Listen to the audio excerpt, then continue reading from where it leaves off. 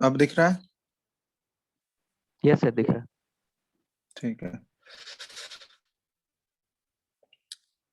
तो formula last class में हम लिखा दिया था, entropy change in various thermodynamic processes सारे का। चलो एक दो क्वेश्चन करते हैं। पहला क्वेश्चन है 2 moles of O2 gas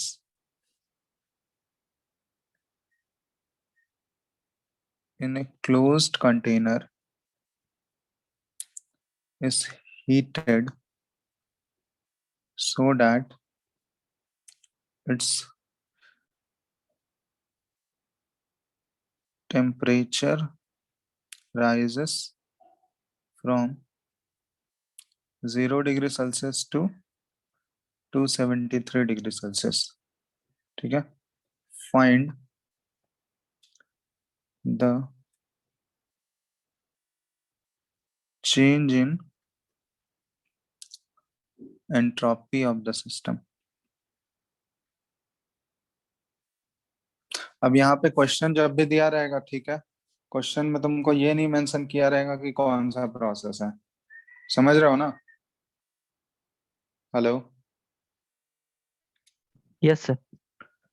question में प्रोसेस मेंशन नहीं किया रहेगा। क्वेश्चन के कंडीशंस को तुमको देख के अपनी प्रोसेस समझना है क्या है। इसके लिए कुछ कुछ वैल्यूज दिए गए तुमको।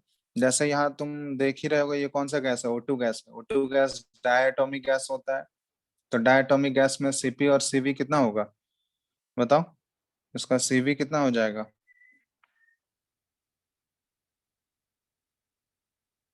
डायटोमिक गैस का डिग्री ऑफ फ्रीडम कितना बताए थे? F का वैल्यू Cv होता है ना, F/2R। फॉर्मूला लिखा है ना Cp और Cv का। हेलो? हेलो? Yes sir. आवाज नहीं आ रहा है क्या? आवाज आ रहा है? बताओ यस सर, आ जल्दी रहा से। है। तो Cp और Cv का ये फॉर्मूला लिखा है कि नहीं, F/2R। लिखवा दिए सर। तो ये डायटोमिक, हाँ डायटोमिक गैस है, तो इसका डिग्री ऑफ फ्रीडम F का वैल्यू कितना होता है बताओ? ये एक्चुअली क्वेश्चन में नहीं भी दिया रह सकता है, इसलिए ये चीज ध्यान रखना है। F का वैल्यू कितना होता है डायटोमिक के लिए? 5 होता है, याद यस है? सर। तो इसके लिए Cv क्या हो जाएगा? 5/2R मतलब 2.5R। और Cp का अगर जरूरत पड़ा तो Cp minus Cv equal to R बताएं तुम लोग को। तो Cv में अगर प्लस R कर दोगे तो 3.5R हो गया Cp। ठीक है, तो Cp और Cv दिया हुआ है। और कुछ कुछ वैल्यूज दिए गए। log 2 का वैल्यू दिया गया। log 2 का वैल्यू तुम लोग को पता ही होगा। log 2 का वैल्यू 0.301। और log 3 अगर यूज होगा तो ये सारे दिए हैं इंफॉर्मेशन, 0.477।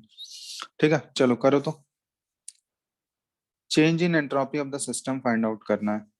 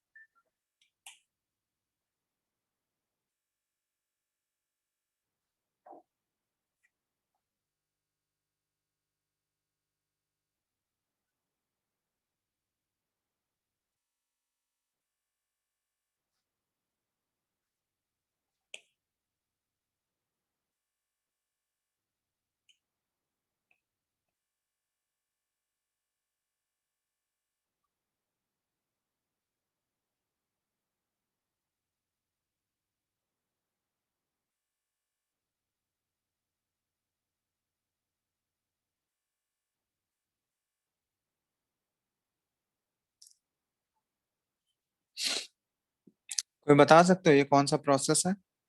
हेलो? हेलो? बताओ बताओ जल्दी। कौन सा प्रोसेस समझ आ रहा है तुम लोग को क्वेश्चन पढ़ने के बाद?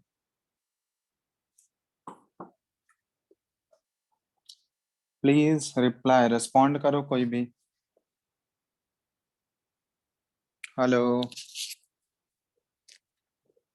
सर रिवर्सिबल है। कौन सा प्रोसेस है? हेलो। अरे चार प्रोसेस तुम लोग को बताए हैं ना, उसमें से कौन सा प्रोसेस ये दिख रहा है? आइसोथर्मल, आइसोकोरिक, आइडियाबैटिक, आइसोबारिक, कौन सा प्रोसेस है ये? Sir isothermal. मतलब कुछ भी बोलते हो। आइसोथर्मल में क्या कांस्टेंट रहता है? आइसोथर्मल प्रोसेस में क्या चीज कांस्टेंट रहेगा? हेलो। Sir temperature. यहाँ पे टेम्परेचर साफ साफ लिखा हुआ है, टेम्परेचर राइज हो रहा है 0 से 273। Yes sir. क्वेश्चन एक बार अच्छे से पढ़ लिया करो।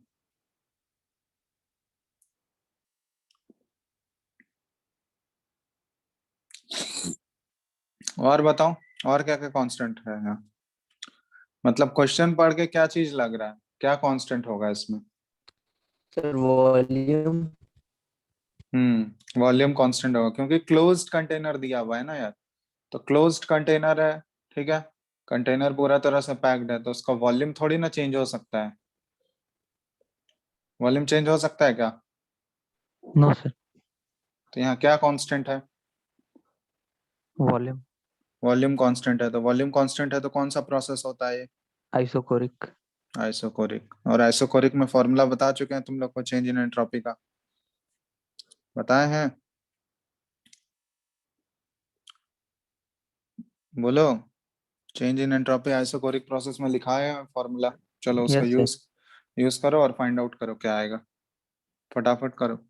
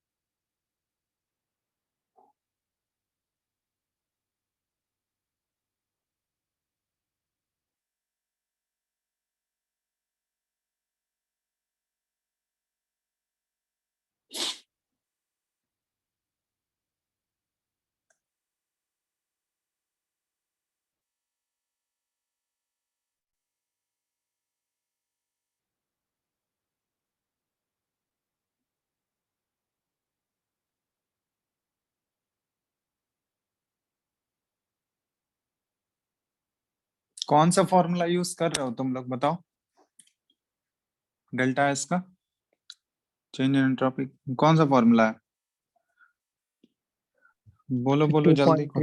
2.303 into NCV log to T2 by point three T1। Zero three NCV log T2/T1। बस यही फॉर्मूला यूज करना है, सारा वैल्यूज तो दिया हुआ है। T2 फाइनल टेम्परेचर ये दिया हुआ है, केल्विन में कन्वर्ट कर लेना, ठीक है। इनिशियल टेम्परेचर ये है, समझ रहे हो ना? टेम्परेचर हमेशा केल्विन में पुट करते हैं, और सीवी का वैल्यू यहाँ पे दिया हुआ है। CV is equal to 2.5 R. R का वैल्यू पता है तुम लोग को कौन सा लेना है यहाँ पे? 8.314 वाला, 8.314 जूल पर मोल केल्विन। और एन नंबर ऑफ मोल्स तो यहाँ पे दिया हुआ ही है 2। कैलकुलेट करो फटाफट कितना आंसर आ रहा है बताओ। और लॉग उसका वैल्यूज दिया है, कर लो जल्दी करो।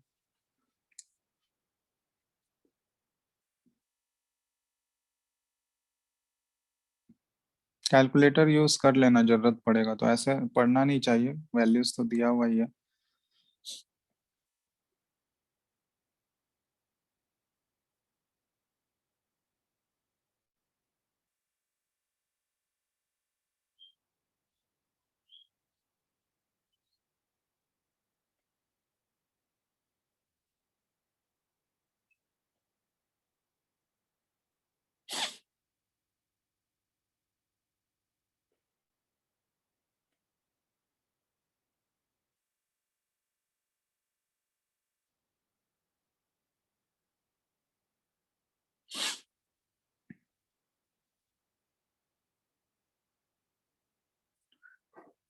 इसका जो यूनिट आएगा ना, ये जूल पर मोल केल्विन में आएगा।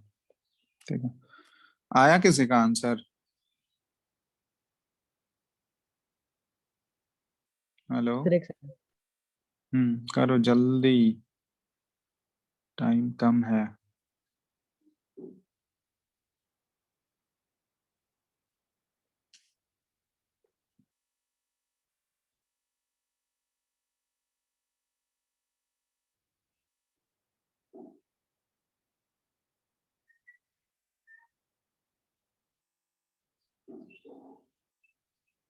हो गया? हेलो। अराउंड, अरे नियरली बताओ ना किसके अराउंड आ रहा है, राउंड ऑफ करके। जो नियरेस्ट इंटीजर है कितना है?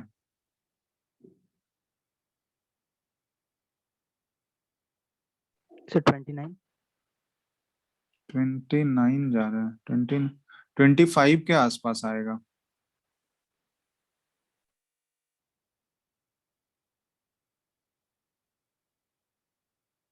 कर लेना कैलकुलेशन, ठीक है तुम लोग। पता चल गया ना, ये देखो 2.303, एन का वैल्यू तो 2 ले लोगे, सीवी का वैल्यू कितना है 2.5 आर हो जाएगा, तो 2.5 इंटू आर का वैल्यू 8.314, और लॉग T2 का वैल्यू कितना लिए हो?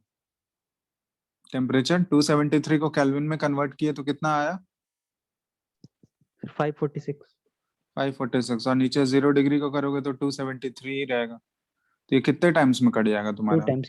2 टाइम्स, तो लॉग 2 लेना है यहाँ पे।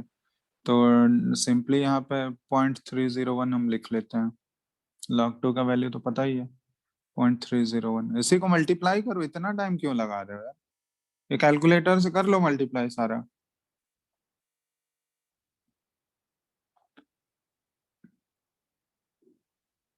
देख लेना, जो भी आएगा आंसर इसका यूनिट क्या हो जाएगा, जूल पर मोल केल्विन में आएगा। ठीक है, तो एग्जैक्ट वैल्यू भी कर सकते हो गया ना सबका? किसी को दिक्कत है इसमें? हेलो। सर 28 पॉइंट समथिंग आ रहा है। हाँ ठीक है, जो भी आएगा उसी के अराउंड आएगा एग्जैक्टली। ठीक ओके है, सर। वो कैलकुलेट कर लेना।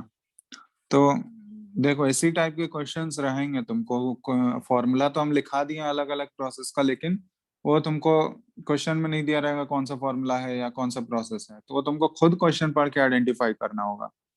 तो इसलिए बोलते हैं, ये जब तक प्रैक्टिस नहीं करोगे क्वेश्चन का नहीं आइडेंटिफाई कर पाओगे, बार बार गलती करोगे। इसलिए एक बार क्वेश्चन को अच्छे से पढ़ो और अलग अलग टाइप के क्वेश्चंस प्रैक्टिस करो, सारे टाइप के, तभी वो ग्रिप बन पाएगा। ऐसे सोचोगे कि डायरेक्ट एग्जाम में हम डायरेक्टली क्वेश्चन पढ़ेंगे तो फर्स्ट टाइम क्वेश्चन पढ़ोगे गलत होगा ही, इसलिए प्रैक्टिस इंपॉर्टेंट होता है। चलो एक और क्वेश्चन देते हैं। ठीक है, ये भी क्वेश्चन अच्छे से करना, थोड़ा ग्राफिकल है, ग्राफ से रिलेटेड है, इसमें स्टेटमेंट नहीं दिया है, ग्राफ के थ्रू तुमको डिसाइड करना है। तो ये तुमको देखो ऐसे दिया है, प्रेशर वर्सेस वॉल्यूम का ग्राफ है। ठीक है, इनिशियल है वॉल्यूम 1 लीटर और फाइनल वॉल्यूम है यहाँ पे 3 लीटर। ठीक है, और यहाँ पे देखो इनिशियल प्रेशर, ये फाइनल प्रेशर हो गया 2 atm, और ये इस समय जो प्रेशर है ये 6 atm। ठीक है, और यहाँ पे तुमको फाइंड आउट करना है for a mono atomic ideal gas containing 2 moles, find the entropy change। Delta S यहाँ भी निकालना है तुमको, और यहाँ भी कोई प्रोसेस मेंशन नहीं किया हुआ है। ठीक है, और मोनो एटॉमिक आइडियल गैस है कंटेनिंग 2 मोल्स, तो यहाँ पे सीपीसीबी भी नहीं दिया रह सकता है, तो तुमको खुद ऐसे तो दे देगा। मोनो एटॉमिक है तो इसका सीवी हो जाएगा 1.5 आर, और सीपी का वैल्यू क्या हो जाएगा 2.5 आर।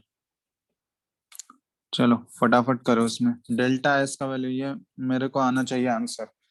ठीक है, फाइनल आंसर बताओगे तुम लोग। क्वेश्चन दिख रहा है ना सबको? हेलो। Yes sir. ठीक है, चलो करो। क्वेश्चन देखो, पढ़ो अच्छे से, समझो, ग्राफ देख के कौन सा प्रोसेस है उसके बाद अकॉर्डिंगली करो।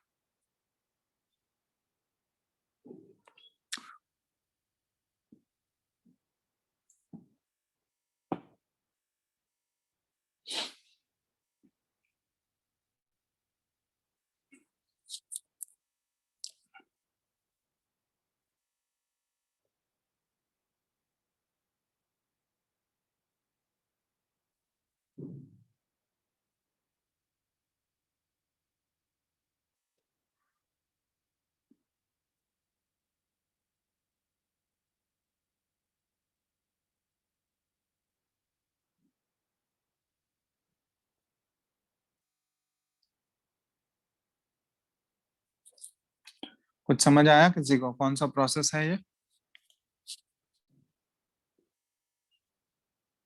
बताओ, कोई आइडेंटिफाई कर पाए तो। Hello sir hello. आइसोथर्मल। हाँ, आइसोथर्मल। क्यों आइसोथर्मल, बताओ। क्योंकि सर यहाँ पे टेम्परेचर कांस्टेंट है।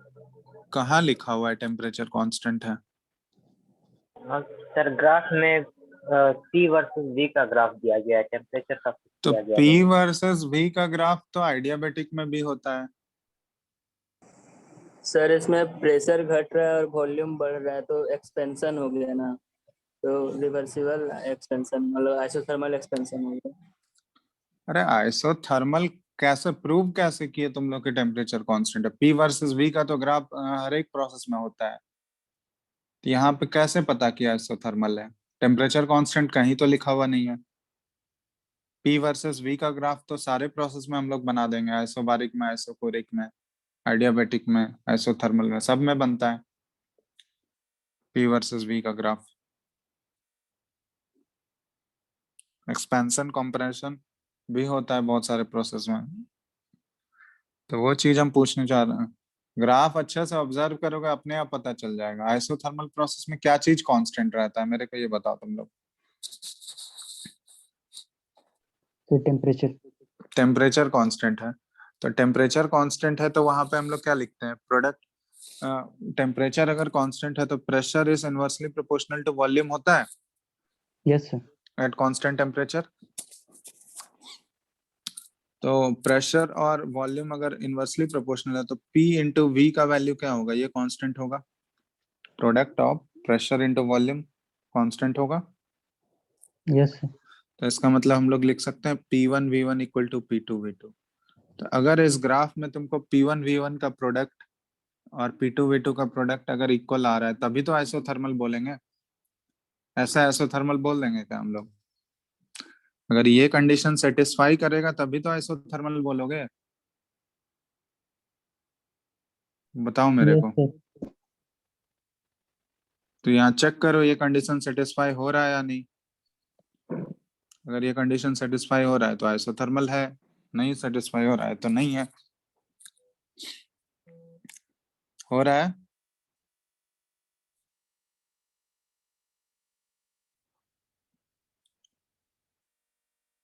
P1V1 इक्वल टू P2V2 इस ग्राफ को सेटिस्फाई कर रहा है या नहीं?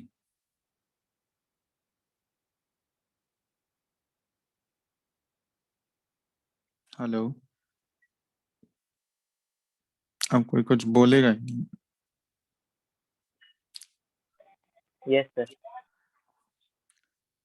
कर रहा है ना ऑब्वियसली। यहाँ पे देखो P1 है मेरा 6 ATM और V1 है 1 लीटर, तो 6 इंटू 1 तो 6 लीटर ATM हो गया।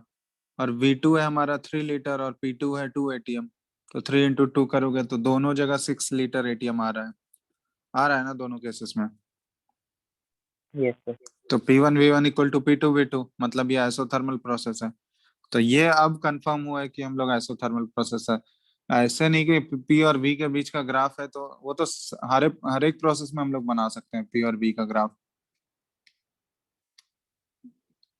तो असली जो मेन जो क्राइटेरिया है, मेन जो कंडीशन है, ये सेटिस्फाई होना चाहिए, तभी तो आइसोथर्मल बोलेंगे हम लोग। बात समझ रहे हो? अगर ये प्रोडक्ट इक्वल नहीं होता तो नहीं बोलते आइसोथर्मल इसको। ठीक है, यस सर। सर चलो 18 अब पॉइंट सर। हाँ देख लेते हैं। अब डेल्टा एस का फॉर्मूला कौन सा लगा होगा? आइसोथर्मल वाला। आइसोथर्मल वाला फॉर्मूला क्या था? 2.303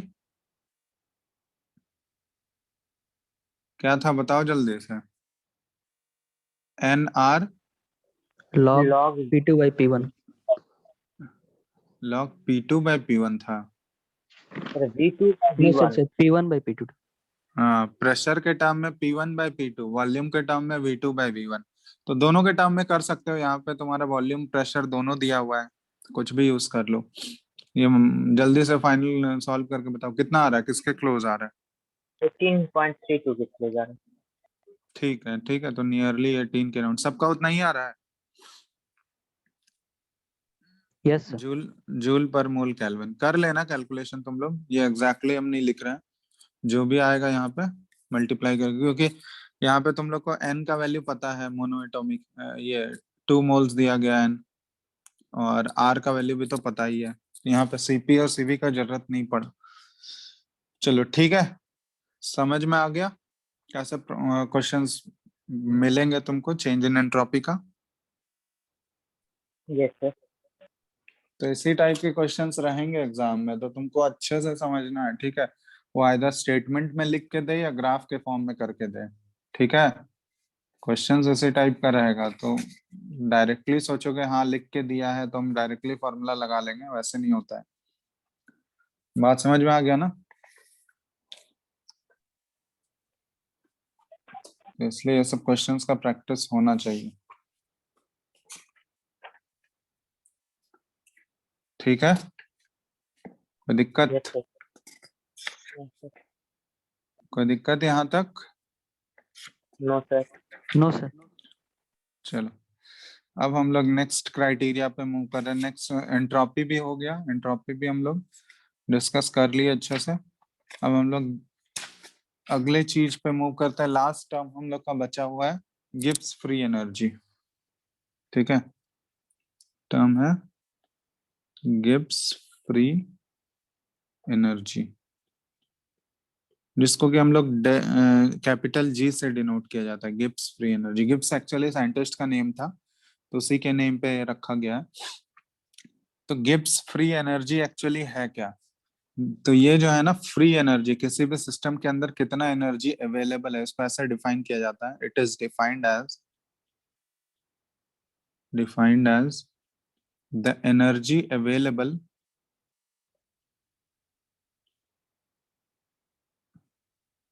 in the system for conversion into useful work। ठीक है, conversion into useful work। तो कितना एनर्जी अवेलेबल है किसी भी सिस्टम में ताकि उसको यूजफुल वर्क में कन्वर्ट किया जाए। और ये यूज एनर्जी अवेलेबल जो होगा वो product of pressure into volume, PV वाला एनर्जी नहीं होना चाहिए। ठीक है, उसके अलावा जो एनर्जी अवेलेबल है सिस्टम में, ताकि उसको हम लोग अदर यूजफुल वर्क में कन्वर्ट कर सकें, अदर देन प्रेशर वॉल्यूम वाला वर्क। ठीक है, प्रेशर वॉल्यूम वाला एनर्जी को छोड़ के उसके अलावा जो एनर्जी प्रेजेंट है उसको हम लोग यूज कर रहे हैं। तो उसको, ये है एक्चुअल में गिब्स फ्री एनर्जी का डेफिनेशन। इसको जो डिनोट किया जाता है, इसका रिलेशन होता है एक्चुअली में गिब्स फ्री एनर्जी का। पहले हम लोग फीचर्स देख लेते हैं, प्रॉपर्टीज। ये भी बाकी अदर प्रॉपर्टीज की तरह भी स्टेट फंक्शन है। स्टेट फंक्शन मतलब ये सिर्फ और सिर्फ इनिशियल और फाइनल पॉइंट पे डिपेंड करेगा, पाथ पे डिपेंड नहीं करता है। ठीक है, एक्सटेंसिव प्रॉपर्टी है ये भी।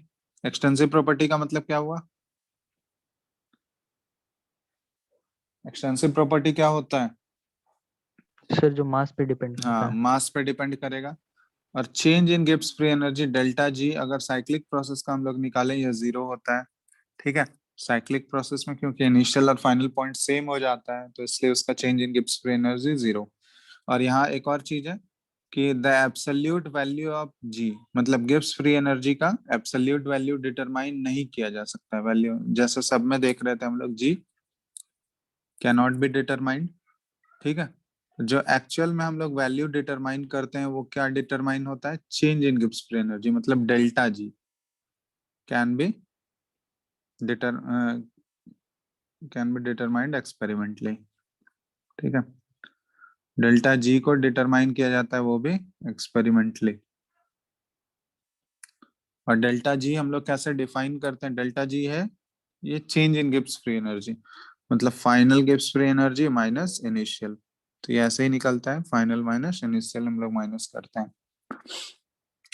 अब एक्चुअल में यहाँ पे ध्यान देना, एक रिलेशन होता है गिब्स, क्योंकि गिब्स फ्री एनर्जी तुम लोग को बताए थे ये एक फाइनल क्राइटेरिया होता है जिसके बेसिस पे हम लोग स्पॉन्टेनिटी डिसाइड करते हैं। क्योंकि एंथैल्पी और एंट्रोपी वाला जो क्राइटेरिया था वहां पे हम लोग देखे थे कि वो एंथैल्पी और एंट्रोपी वाला अगर हम लोग सिंपली अप्लाई करें सिर्फ एंथैल्पी या सिर्फ एंट्रोपी तो वो सारे प्रोसेसेस के लिए वैलिड नहीं हो रहा था। बताए थे ना लास्ट क्लास में, बताए थे या नहीं, क्राइटेरिया टू डिसाइड स्पॉन्टेनिटी में, याद है? हेलो,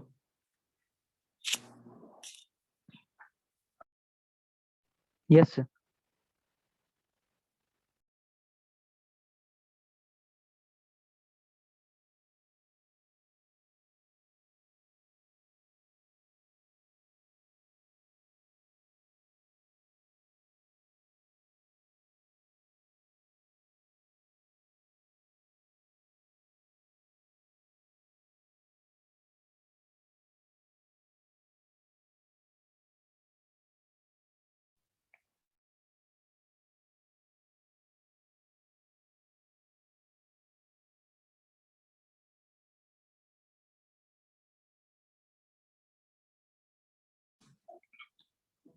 हेलो,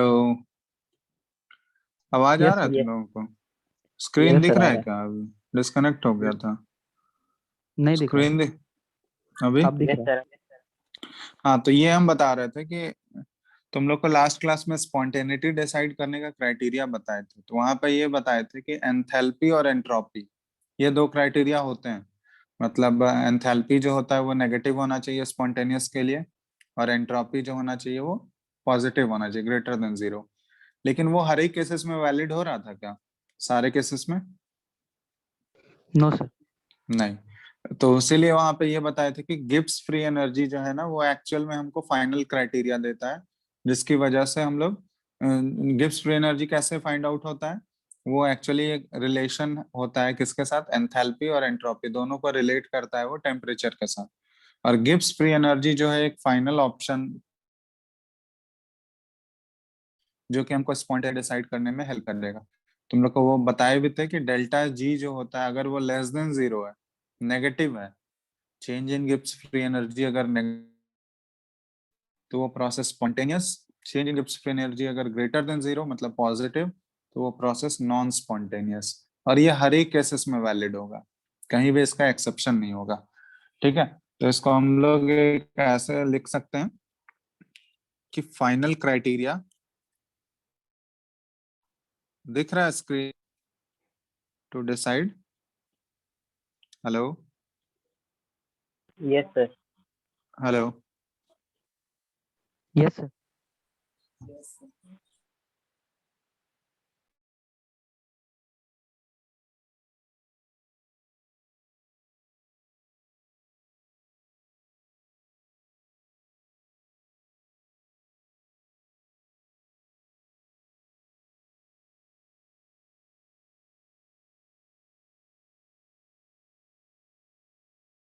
अभिषेक,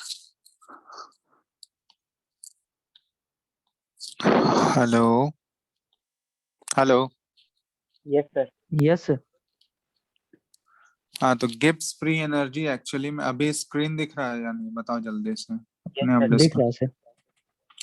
हाँ, गिब्स फ्री एनर्जी एक्चुअली में एक फाइनल क्राइटेरिया है जो कि स्पॉन्टेनिटी ऑफ रिएक्शन को डिसाइड करने में हेल्प करता है हमको। तो ये रिलेशन जो होता है ना, ये रिलेशन होता है G is equal to H minus TS। ठीक है, ये रिलेशन होता है। अब ये ध्यान देना, G is equal to H minus TS। ठीक है, तो इसका मतलब क्या हुआ, यहाँ पे G हो गया गिब्स फ्री एनर्जी, H हो गया क्या, एंथैल्पी, और माइनस हम लोग उसमें क्या कर दिए, T हो गया टेम्परेचर, और S हो गया एंट्रोपी। ठीक है, ये रिलेशन होता है। और जब हम लोग इसको चेंज के टर्म में लिखेंगे तो delta G is equal to delta H minus T delta S लिखते हैं, क्योंकि मोस्ट ऑफ द प्रोसेस में जब अप्लाई करोगे मोस्ट ऑफ द रिएक्शंस में, तो टेम्परेचर क्या है, मोस्ट ऑफ द रिएक्शंस में कांस्टेंट होता है ना, बात समझ रहे हो, टेम्परेचर इज कांस्टेंट, क्योंकि मोस्टली जितने भी मोस्ट ऑफ द रिएक्शंस होते हैं वो कांस्टेंट टेम्परेचर।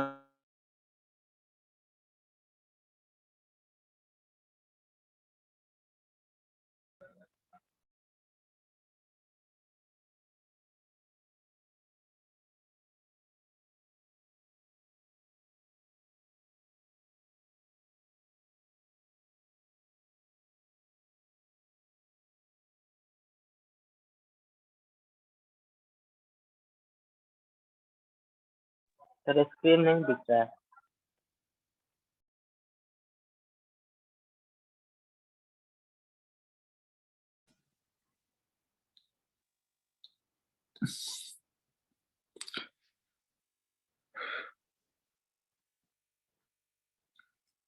सुन रहे हो तुम लोग, हेलो? Yes sir.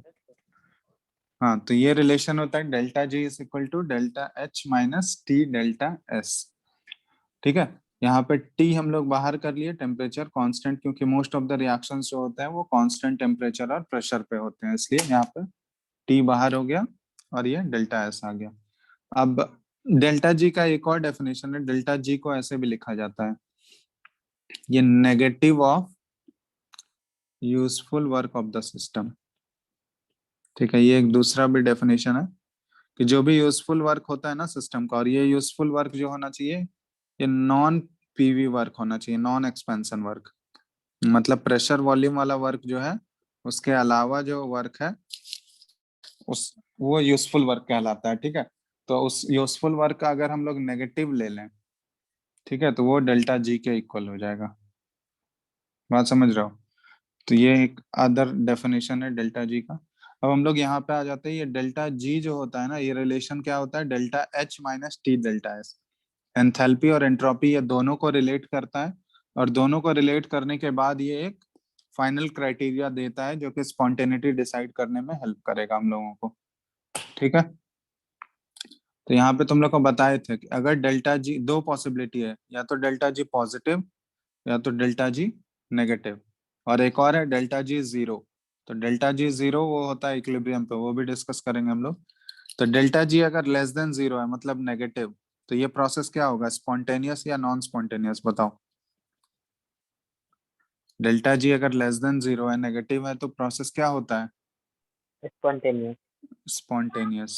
ठीक है, तो ये फाइनल क्राइटेरिया, ये सभी जगह एप्लीकेबल होगा, इसका कोई भी एक्सेप्शन नहीं। और उसका डेल्टा G अगर ग्रेटर देन जीरो है तो ये प्रोसेस क्या हो जाएगा, नॉन स्पॉन्टेनियस। ठीक है, ये हो गया नॉन स्पॉन्टेनियस।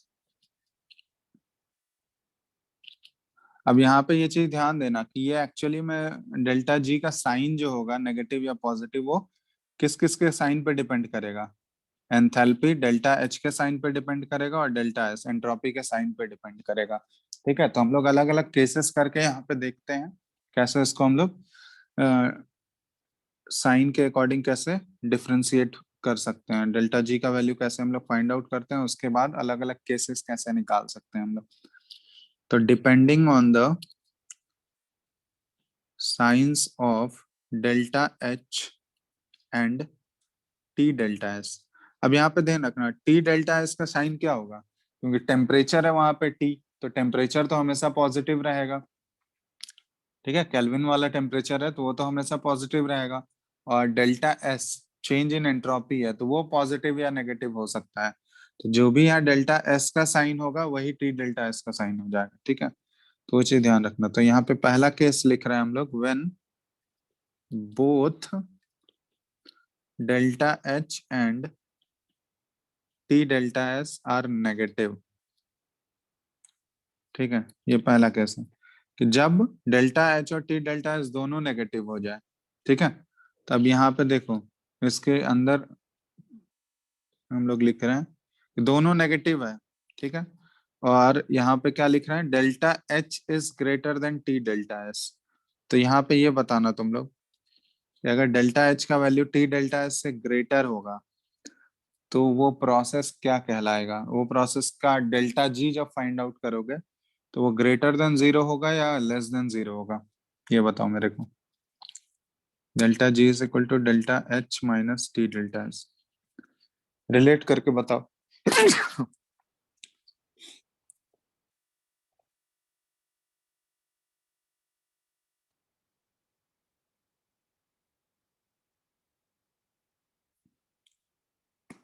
बताओ डेल्टा जी इसमें क्या होना चाहिए, ग्रेटर देन जीरो या less than zero?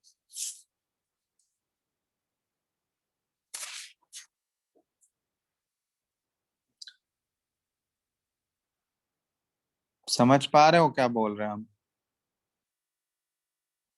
Hello, yes sir. देखो उस रिलेशन में यूज करो, रिलेट करके बताओ क्या आएगा, delta G greater than zero या delta G less than zero? Sir greater than 0।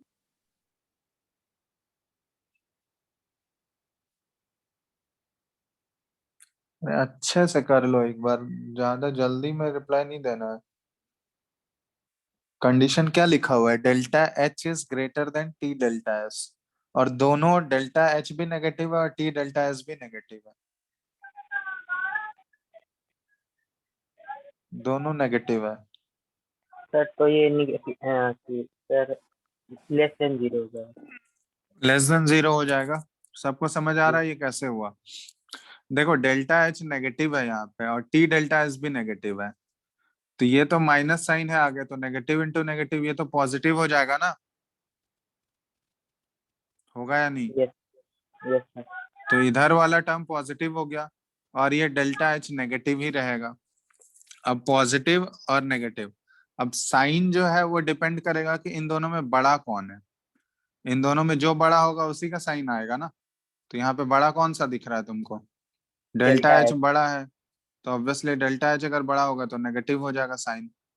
तो डेल्टा एच बड़ा है अगर टी डेल्टा एच से, तो delta ji will be less than zero, और डेल्टा जी अगर लेस देन जीरो है तो ये प्रोसेस क्या हो जाएगा, स्पॉन्टेनियस, ठीक है। इसी में ऑप्शन बी हम लोग लिखते हैं, condition B, delta H is less than T delta S. इस केस में क्या हो जाएगा हमारा, डेल्टा जी।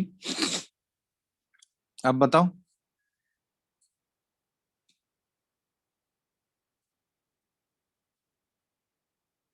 बताओ बताओ जल्दी। अरे इसका उल्टा ही होगा ना, delta G greater than zero हो जाएगा अब। क्या, हेलो, सर। ठीक है। Yes sir. और ये प्रोसेस क्या हो जाएगा अब, नॉन स्पॉन्टेनियस। इसी में तीसरा केस अगर दोनों इक्वल हो गया तो, डेल्टा एच और टी डेल्टा एस अगर इक्वल हो गया तो इस केस में डेल्टा जी क्या हो जाएगा, जीरो हो जाएगा। Yes sir. डेल्टा जी, और डेल्टा जी जीरो मतलब प्रोसेस क्या हो गया, process is at equilibrium. Process जो है हमारा इक्विलिब्रियम पे है, तो इक्विलिब्रियम प्रोसेस पे ही delta G equal to zero होता है, ठीक है। मतलब ये रिवर्सिबल प्रोसेस है और वो रिवर्सिबल में इक्विलिब्रियम पे है वो, समझ में आ गया? क्लियर है यस ये सर। कंडीशन? अब इसी में हम लोग दूसरा केस कंसिडर करते हैं, when delta H and T delta S, ठीक है। यहाँ पे ध्यान देना, ऊपर लिए थे हम लोग डेल्टा एच और टी डेल्टा एस दोनों नेगेटिव था, अब हम लोग लिए when delta H and T delta S both are positive, दोनों अब पॉजिटिव है, ठीक है। तो पहला हम लोग ले रहे हैं delta H is greater than T delta S, इसमें बताना तुम लोग। डेल्टा जी लेस देन 0 या ग्रेटर देन 0, स्पॉन्टेनियस या नॉन स्पॉन्टेनियस, बताओ जल्दी फटाफट। तीनों हम लिख,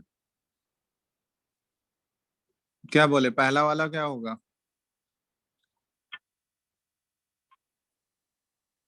पहला वाला बताओ।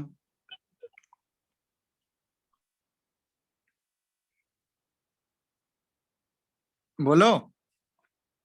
हेलो, आवाज नहीं आ रहा है तुम लोगों का। Sir greater than 0 non spontaneous. हाँ, फर्स्ट कंडीशन में ग्रेटर देन 0 हो गया। ग्रेटर देन 0 मतलब ये प्रोसेस हो गया नॉन स्पॉन्टेनियस। इसके बाद सेकंड वाला हो जाएगा लेस देन 0 होगा, और ये प्रोसेस हो गया स्पॉन्टेनियस। तीसरे वाले में क्या आ जाएगा बताओ? तीसरे वाले में at equilibrium. Delta G equal to 0 मतलब प्रोसेस जो है ये इक्विलिब्रियम पे है। ठीक है, अब एक और केस बचा हुआ है कि व्हेन डेल्टा एच जो है ये नेगेटिव है एंड टी डेल्टा एस ये पॉजिटिव है। इसमें बताओ तो हमारा क्या होगा? डेल्टा जी क्या होना चाहिए? डेल्टा एच नेगेटिव है और टी डेल्टा एस पॉजिटिव है, तो इस केस में डेल्टा जी क्या होगा बताओ? सर क्या? Less than 0।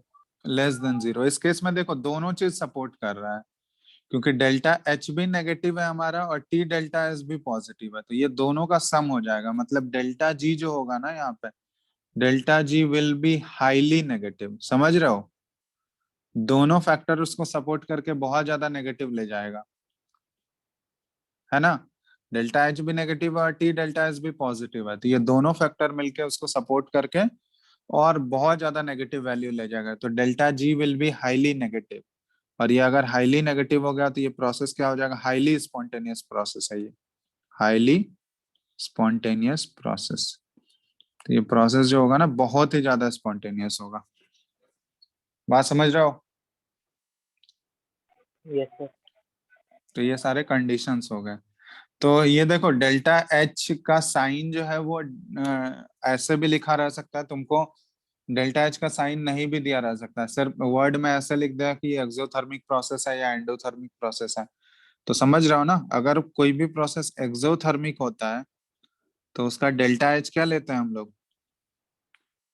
एक्सोथर्मिक प्रोसेस के लिए डेल्टा एच क्या होता है? बोलो। डेल्टा एच ग्रेटर देन 0 या लेस देन 0 एक्सोथर्मिक के लिए? हेलो,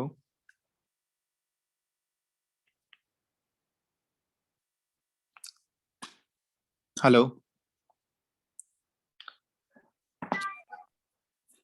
अरे एक्सोथर्मिक में क्या लेते हैं डेल्टा एच का साइन? कोई रिप्लाई ही नहीं कर रहे हो। डेल्टा एच लेस देन 0 होता है ना एक्सोथर्मिक में, और अगर एंडोथर्मिक प्रोसेस है तो क्या लेंगे हम लोग? बताओ। Greater than 0। Delta H greater than 0। तो ये ध्यान रखना, वर्ड में भी तुमको लिखा हुआ रह सकता है कि वो प्रोसेस एक्सोथर्मिक है या एंडोथर्मिक है। ठीक है, तो उसके बेसिस पे डेल्टा एच का साइन वहां पे डिसाइड कर लो। जैसे क्वेश्चन करते हैं, जैसे एक रिएक्शन दिया गया है हमको ए से 2b प्लस सी, और इसका डेल्टा एच दिया गया है 30 किलो जूल पर मोल और डेल्टा एस दिया गया 60 जूल पर मोल केल्विन। और यहाँ पे फाइंड करना है, फाइंड द टेम्परेचर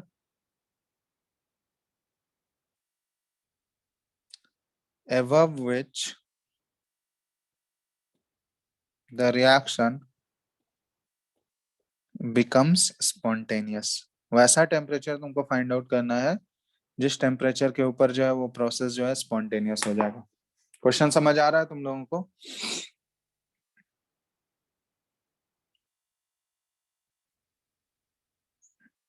आया ना क्वेश्चन समझ में?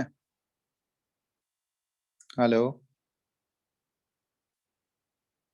Yes sir. ठीक है, चलो करो तो। और डेटा अच्छे से देख लेना, डेटा दिया गया है, डेल्टा एच और डेल्टा एस का वैल्यू फाइंड आउट करो।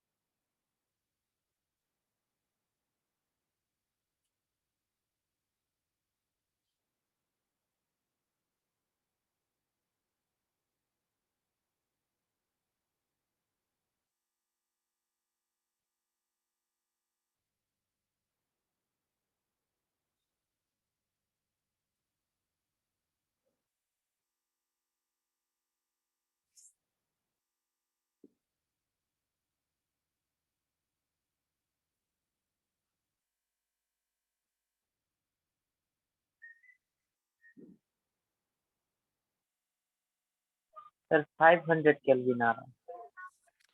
500 केल्विन, चलो देखते हैं। बाकी लोग का आ गया? सबका 500 ही आ रहा है क्या? यस सर 500 है। देख लेते हैं। देखो यहाँ पे क्या बोला गया है, स्पॉन्टेनियस होने के लिए डेल्टा जी का वैल्यू होना चाहिए लेस देन 0, होना चाहिए ना। डेल्टा जी होता है delta H minus T delta S, that must be less than 0। ठीक है, तो delta H should be less than T delta S, तो इसका मतलब temperature should be greater than delta H by delta S. तो देख लो यहाँ डेल्टा एच का वैल्यू है 30 किलो जूल पर मोल है, तो 30 इंटू किलो जूल, जूल में कन्वर्ट करोगे तो 30 इंटू 1000 जूल, और डेल्टा एस है हमारा 60, यही होगा ना, 60 जूल में है। तो ये कैंसिल आउट, ये कितने टाइम्स में जाएगा? 5 टाइम्स में, तो आंसर क्या हो गया? 500 केल्विन। तो 500 केल्विन के अबव अगर टेम्परेचर रहेगा तभी ये प्रोसेस स्पॉन्टेनियस होगा। बात समझ रहे हो? Yes sir. Yes sir. तो ये चीज है।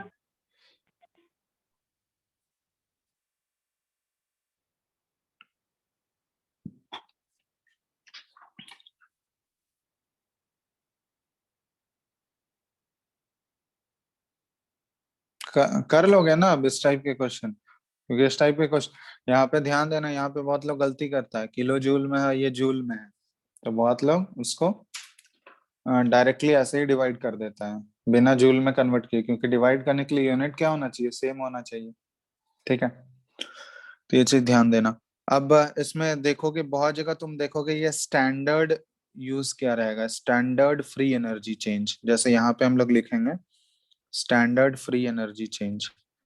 तो स्टैंडर्ड फ्री एनर्जी चेंज क्या है, तो ये डेल्टा जी में जो ना एक नॉट लग जाएगा ऊपर, ठीक है, डेल्टा जी नॉट से डिनोट करते हैं।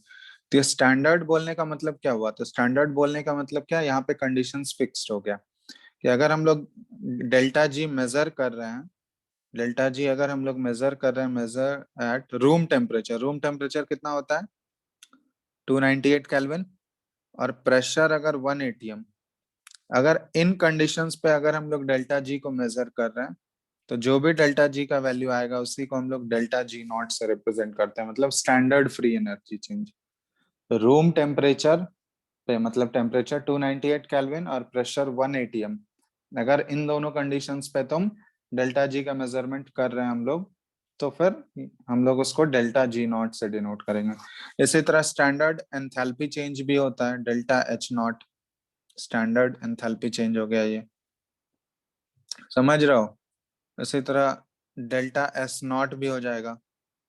डेल्टा एस नॉट को क्या बोल देंगे हम लोग, स्टैंडर्ड एंट्रोपी चेंज।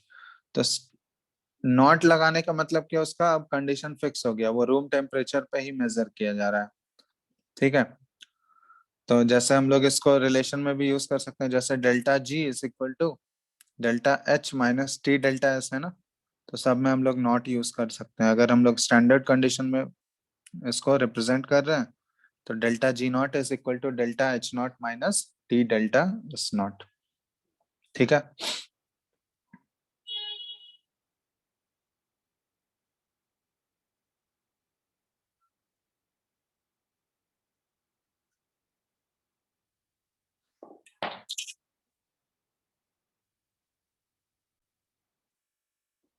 ठीक है, लिख लिया इसको। Hello, yes Yes, sir. sir. Note करो इसको जल्दी, 1 मिनट रुको।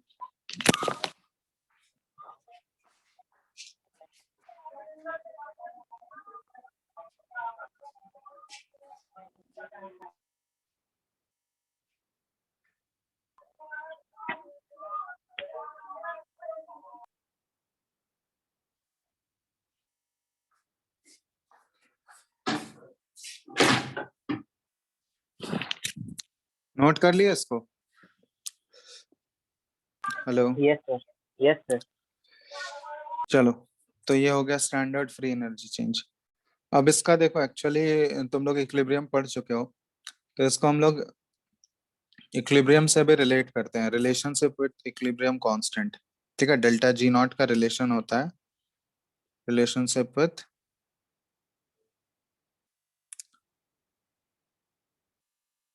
इक्विलिब्रियम कांस्टेंट, ठीक है।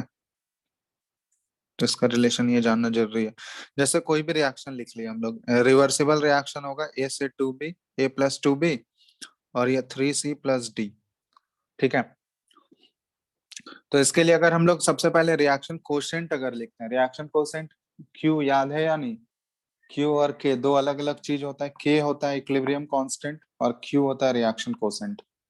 याद है Q तुम लोगों को, हेलो, Q याद है या नहीं बताओ,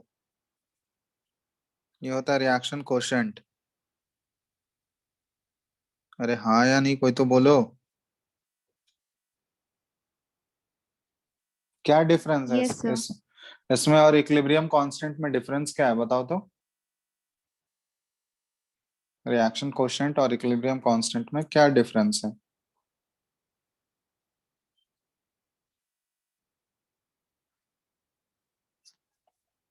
कोई बोलेगा ही नहीं अब।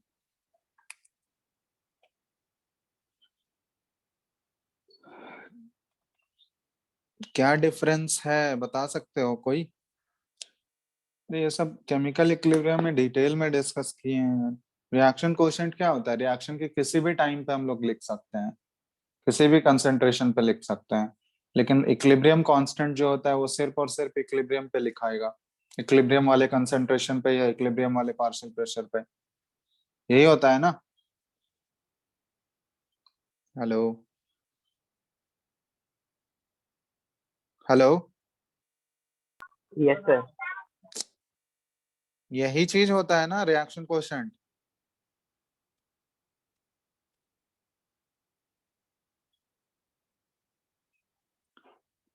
तुम लोग क्या पूरा भूल जाते हो क्या चैप्टर पहले का? हाँ या नहीं बताओ, फिर आगे बढ़ेंगे। हेलो,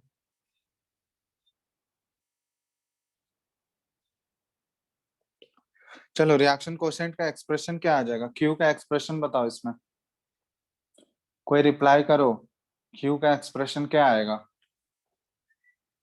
अगर ये रिएक्शन तुमको दिया हुआ है, क्यू का एक्सप्रेशन कैसे लिखेंगे हम लोग?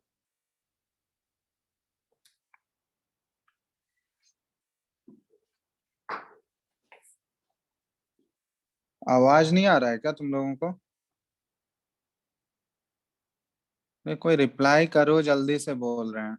रिएक्शन कोएफिशिएंट क्यू का एक्सप्रेशन कैसे लिखेंगे?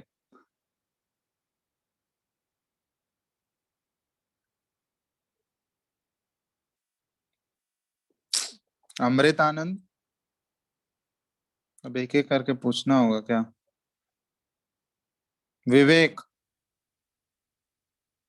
हेलो विवेक,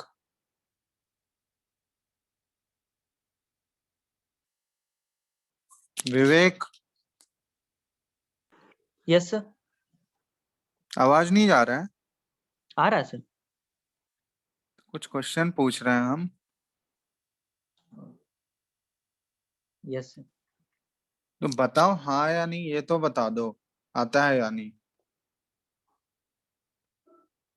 नहीं तो फिर बताएंगे हम रिएक्शन कोएफिशिएंट का एक्सप्रेशन कैसे लिखते हैं। सर याद नहीं। नहीं तो वो चीज बोलोगे ना, कंसंट्रेशन ऑफ सी पे whole cube, concentration of D, ऐसे ही लिखते हैं ना, कंसंट्रेशन ऑफ ए और कंसंट्रेशन ऑफ बी का होल स्क्वायर। यही तो होता है एक्सप्रेशन, तो इक्विलिब्रियम कांस्टेंट का एक्सप्रेशन जैसे लिखते हैं वैसे ही तो होता है। क्यू और के में डिफरेंस क्या है कि क्यू को हम लोग रिएक्शन के किसी भी स्टेज पे डिफाइन कर सकते हैं, और के इक्विलिब्रियम को हम लोग, इक्विलिब्रियम कांस्टेंट को सिर्फ इक्विलिब्रियम पे लिख सकते हैं। तो एट इक्विलिब्रियम हम लोग क्या लिख सकते हैं? अगर कोई भी रिएक्शन इक्विलिब्रियम पे होगा तो एट इक्विलिब्रियम लिख सकते हैं हम लोग, ये क्यू का वैल्यू जो है ये के इक्विलिब्रियम के इक्वल हो जाएगा, अगर कोई भी रिएक्शन इक्विलिब्रियम में है तो। और यहाँ पे रिलेशन होता है डेल्टा जी, किसी भी रिएक्शन के लिए ये रिलेशन फॉलो होता है, delta G is equal to delta G naught plus R T L N Q. समझ रहे हो? ये रिलेशन ध्यान रखना, delta G is equal to delta G naught plus R T L N Q. अब हम लोग इक्विलिब्रियम पे डिफाइन कर रहे हैं यहाँ पे, तो एट इक्विलिब्रियम क्या लिख सकते हैं हम लोग बताओ? इक्विलिब्रियम कंडीशन पे तुमको बताए हैं क्यू का वैल्यू हो जाता है के इक्विलिब्रियम से इज के इक्वल, और डेल्टा जी हो जाता है इक्विलिब्रियम पे इक्वल टू 0। अभी देखे थे हम लोग ऊपर, डेल्टा जी का वैल्यू क्या होता है एट इक्विलिब्रियम? 0 यस होता सर। है ना। तो यहाँ पे इस रिलेशन में अगर पुट करोगे, देखो डेल्टा जी 0 हो गया, डेल्टा जी नॉट 0 नहीं होता है, ठीक है, डेल्टा जी 0 होता है। ये चीज ध्यान रखना, डेल्टा जी नॉट क्या है? Gibbs free energy change, standard Gibbs free energy change है, वो 0 नहीं होगा। गिब्स फ्री एनर्जी चेंज 0 होता है, और क्यू को हम लोग रिप्लेस कर देंगे के इक्विलिब्रियम से, तो यहाँ से रिलेशन आ जाएगा हमारा delta G naught is equal to minus R T L N K equilibrium, ठीक है। और इसी को अगर लॉग में कन्वर्ट करोगे तो delta G naught is equal to minus 2.303 R T log K equilibrium. तो ये बहुत ही इंपॉर्टेंट रिलेशन है इक्विलिब्रियम कांस्टेंट और डेल्टा जी नॉट के बीच में, ठीक है। क्योंकि ये रिलेशन यूज करके हम लोग, अगर डेल्टा जी दिया हुआ है, डेल्टा जी नॉट अगर दिया हुआ है और टेम्परेचर दिया हुआ है, तो हम लोग इक्विलिब्रियम कांस्टेंट निकाल सकते हैं यहाँ से। बात समझ रहे हो? Yes sir. तो ये रिलेशन बहुत ही इंपॉर्टेंट है, ठीक है। इस रिलेशन के हेल्प से ही केमिकल इक्विलिब्रियम और थर्मोडायनेमिक्स के क्वेश्चन एक साथ मिक्स करके दिया जा सकता है, इसलिए ध्यान रखना कि कैसे रिलेट किया जाता है। गिब्स फ्री एनर्जी चेंज और इक्विलिब्रियम कांस्टेंट को।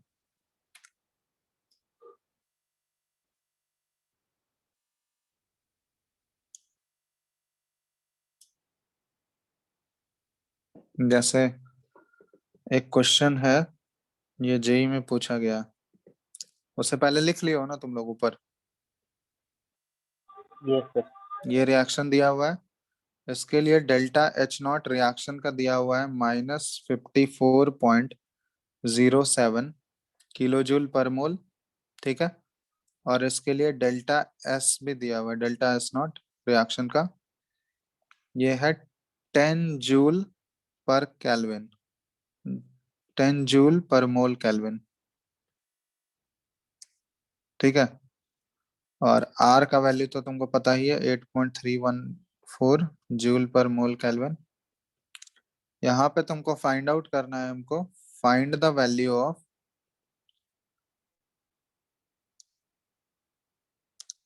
log 10 के इक्विलिब्रियम, ठीक है। और इसके लिए 4 ऑप्शंस दिए गए थे, 5, option B 10, option C 95 and option D 100, ठीक है। ये क्वेश्चन सेम एग्जैक्टली जेई में पूछा गया। और इसमें एक हिंट दिया गया तुम लोग को कि 2.303 इंटू 8.314 इंटू 298, इसका डायरेक्ट वैल्यू यूज करने बोला गया 5705, ठीक है। ये तुमको मल्टीप्लाई नहीं करना है, इसका वैल्यू ऐसे दिया हुआ था क्वेश्चन में। चलो अब करो तो।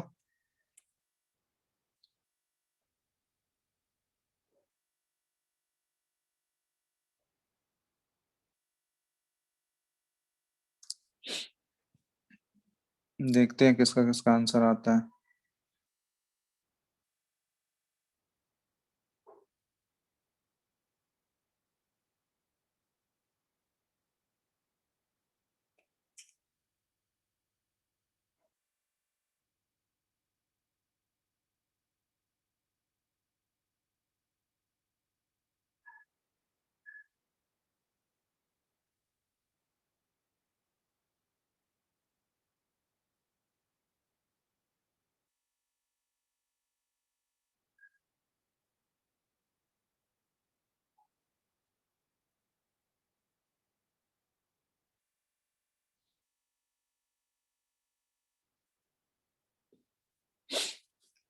क्वेश्चन क्लियर है ना सबको? Yes sir. कैलकुलेशन तुम लोग को कुछ भी नहीं करना है, कैलकुलेशन सब दिया हुआ है, बस देखो कैसे फॉर्मूले में कैसे पुट करेंगे हम लोग।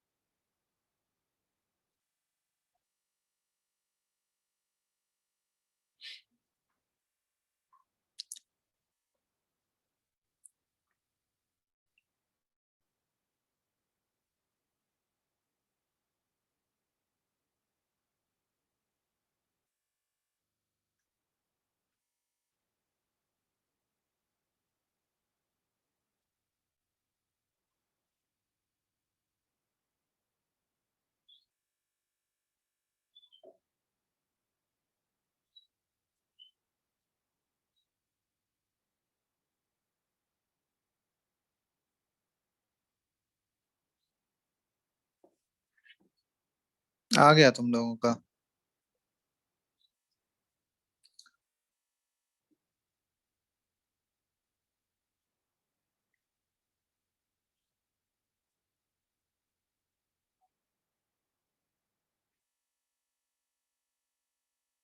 Hello, yes sir. आया आंसर? सर बना रहे हो जी।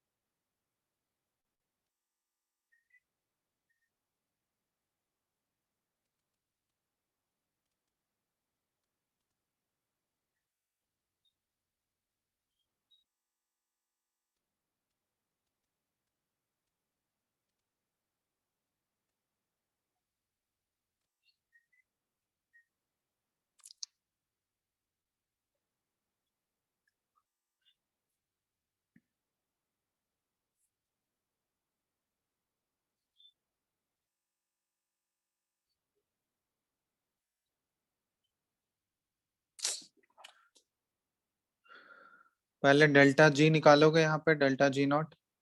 डेल्टा जी नॉट का फॉर्मूला क्या हो जाएगा? Delta H naught minus T delta S not. Delta H not दिया गया है 54.07 किलो जूल में, जूल में कन्वर्ट करोगे 54070 आ जाएगा, होगा 54070 जूल, माइनस टेम्परेचर होगा 298 केल्विन क्योंकि स्टैंडर्ड है, और डेल्टा एस का वैल्यू दिया गया है इनटू, डेल्टा एस दिया गया है 10 जूल पर मोल केल्विन, तो ये 10 से मल्टीप्लाई कर दोगे, तो ये सॉरी ये माइनस के साथ दिया गया, माइनस है, तो माइनस 54070 माइनस 2980, दोनों का ऐड करो, ये जूल हो गया, तो ये हो जाएगा कितना हो गया, ऐड करोगे तो -57050 575, 57050 हाँ तो -575050, क्या दिक्कत है यार, ये तो इतना आसान करके दिया गया है। डेल्टा जी नॉट आ गया मेरा, यही तो होता है -2.303। लोग दिमाग जरा सा भी नहीं लगाते हो। 2.303 इंटू आर का वैल्यू 8.314 इंटू टी और log K equilibrium. Delta G not कितना आ गया हमारा? -57050, और यही इसका वैल्यू, ये पूरा मल्टीप्लाई करके 5705 दिया गया है। यहाँ पे माइनस है, माइनस माइनस कैंसिल आउट हो गया। कितने टाइम्स में ये कटेगा? 10 टाइम्स में कटेगा। यस तो सिंपली लॉग के इक्विलिब्रियम का वैल्यू 10 नहीं हो जाएगा क्या? इसमें इतना क्या कैलकुलेशन करना है बताओ, तुम लोग इतना टाइम ले रहे हो। इसलिए तो ये वैल्यू इसलिए तो दिया गया है ना, मल्टीप्लाई करके डायरेक्ट वो दिया गया था क्वेश्चन में, ताकि कैलकुलेशन करना ही नहीं पड़े, वो तो डायरेक्ट सिंपल कट रहा है। ऐसे ही कर रहे थे तुम लोग, या कुछ और तरीका बना रहे थे? ऐसे ही कर रहे थे सर, लास्ट में गलती कर रहे थे। क्या लास्ट में गलती की है बताओ? 10 था वहां पे वैल्यू रख देते थे सर, log 10 का 1। लॉग 10 कहाँ पे पुट कर दिए तुम लोग? 10 तो कहीं कुछ दिया ही नहीं गया है इक्विलिब्रियम कांस्टेंट, वो तो निकालना है ना लॉग के इक्विलिब्रियम। ये वही गलती हो रहा था। आंसर ऑप्शन क्या हो जाएगा? 10, ये जेई में पूछा गया है। ये सब चीज ध्यान रखो, तुमको कैलकुलेशन करने नहीं पूछा जाएगा, कैसे तुम कैलकुलेशन को फटाफट कर रहे हो, उसको कैसे तुम अपने फॉर्म, तो प्रैक्टिस से आएगा, कैसे हम लोग फटाफट यूटिलाइज करके आंसर निकाल सकते हैं। जो भी वैल्यूज दिया गया उसको यूज करना है, अब कैलकुलेशन करने में रहोगे तो हो गया खत्म, टाइम ऐसे ही निकल जाएगा, क्योंकि इतना बड़ा बड़ा कैलकुलेशन हो भी नहीं पाएगा। वैल्यूज तुमको ऐसा दिया रहेगा जो आसानी से कट जाए। समझ में आया बात? Yes sir. चलो, तो ये हो गया गिब्स फ्री एनर्जी भी हम लोग डिस्कस कर लिए, और भी गिब्स फ्री एनर्जी का कुछ कुछ टॉपिक बचा हुआ है, तो अब इसको नेक्स्ट क्लास में हम लोग डिस्कस करेंगे, ठीक है। और नेक्स्ट क्लास में फिर थर्मोडायनेमिक्स वाला पार्ट ऑलमोस्ट कंप्लीट ही है। अब थर्मोकेमिस्ट्री में हम लोग नेक्स्ट क्लास से जंप करेंगे, थोड़ा सा टॉपिक बचा हुआ है डेल्टा जी से रिलेटेड, गिब्स फ्री एनर्जी से। उसके बाद हम लोग थर्मोकेमिस्ट्री वाले टॉपिक स्टार्ट करेंगे, ठीक है। Yes sir. चलो, यहाँ तक कोई दिक्कत है किसी को इसमें? No sir. नहीं। चलो फिर तो आगे नेक्स्ट क्लास में हम लोग करते हैं, ठीक है। Yes thank you sir. Sir. Thank you sir. चलो, थैंक यू।